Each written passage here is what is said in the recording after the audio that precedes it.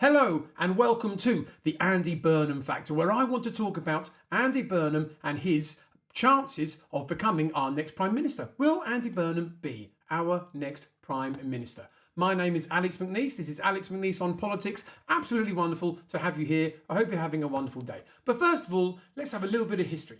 Andy Burnham, the Greater Manchester Mayor, very popular Labour figure, even in modern Labour times where a lot of them are unpopular, he remains popular. He wanted to stand in Gorton and Denton, which was a recent by-election, and many people think he would have won it, but he was blocked by the NEC, by Labour's National Executive Committee, led by Keir Starmer, of course, who blocked him and said, we don't want you to go for that seat because you're the Mayor of Manchester. We don't want to have that by-election. But really, we know it was because they saw him as a possible contender, a possible challenger to Starmer, although that isn't officially said, of course. So he was blocked, and then Labour got absolutely hammered in that election, which was won by Greens, and they had their next MP, of course. So that was the history. There's this whole thing about Andy Burnham coming back into Westminster. He's clearly interested because he kind of scoped it out for Gorton and Denton. And now with the local election results and everything going into crisis, a Member of Parliament has stood down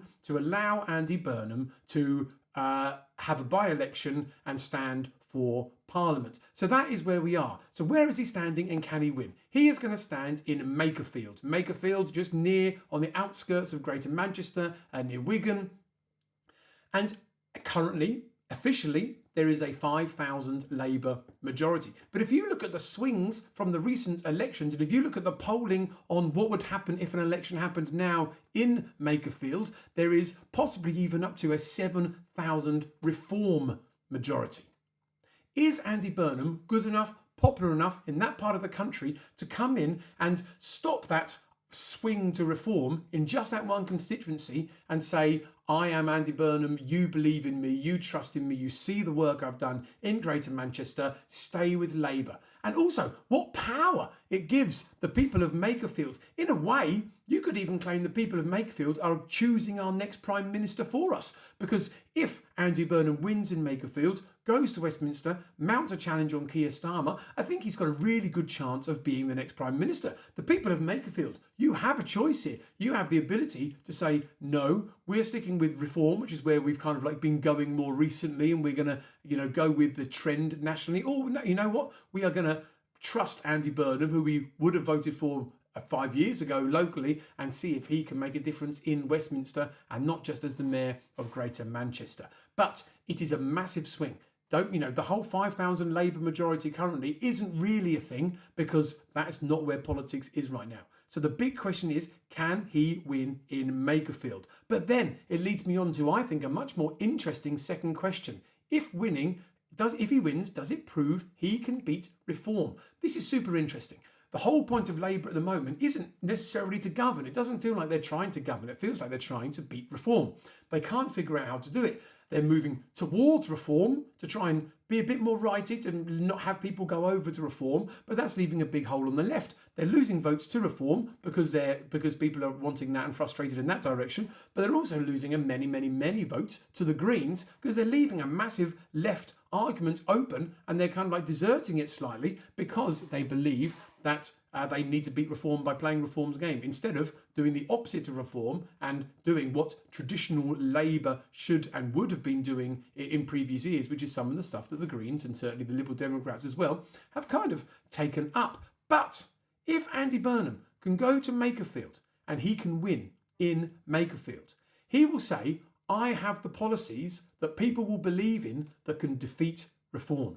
If he can take away their current technical polled advantage and win it for Labour, he is saying that. Then, if he gets into government, or if he goes down into Westminster and gets into being the leader or in that leadership campaign, he can say, I've got a track record not only of my great work as Manchester Mayor, if you think he did great work, that's up to everyone has a different opinion, but he can also say, I have defeated Reform.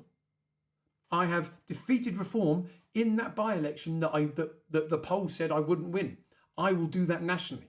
He will do that not by going further right than Starmer or sitting in centrist West Starmer. He will do that by bringing Labour back to some traditional Labour roots. He's got a really good track record of that because, of course, being the mayor in the north of a strong Labour area, that's the main job, being very traditional Labour in a lot of his views. Yes, in the past, like all politicians, there are things you're going to have disagreed that he did, things you're going to have agreements with him with. He went for the leadership before and lost, I think, to Jeremy Corbyn. I think that was the one where he went to.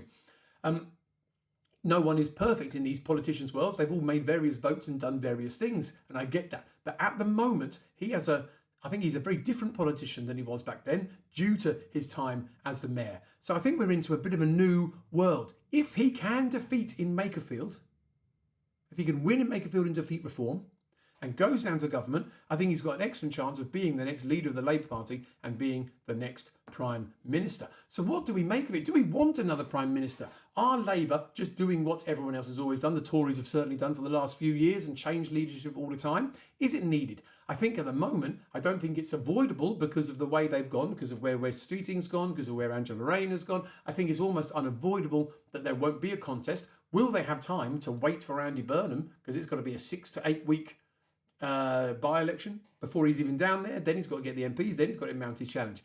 Has he got enough time to do it? Who knows? I think the Andy Burnham factor is way more interesting than the West Streeting factor and the Angela Rayner factor at the moment because he is actually popular. And I'm not sure a lot of the others are. And if he can do that, I think he would be the next Prime Minister. I think if someone said to me, Alex, who's going to be the next Prime Minister? I would say Andy Burnham will be the next Prime Minister. But what a hurdle he has to get over to even get to Westminster. There aren't very many seats in the country that are Labour safe at the moment for him to even get to Westminster. He won't be doing it on the back of what this government has done or what this party has done. He'll be doing it on the back of, I'm Andy Burnham, I wasn't part of this mess that's been created by government. Trust me to go and change it.